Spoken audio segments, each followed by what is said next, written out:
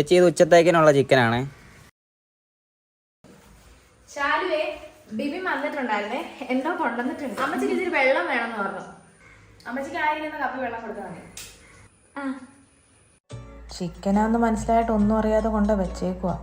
കറി വല്ലതും വെക്കണ്ട വന്നാലോ. അമ്മച്ചി വെള്ളം.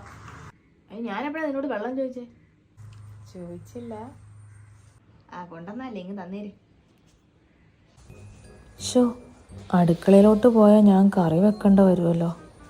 ഇപ്പം എന്താ ചെയ്യാ? എഴുന്നേറ്റ്, ഉറങ്ങേണ്ട സമയല്ലേ? വാ കിടന്നേ, കണ്ണടച്ച് കിടന്നേ.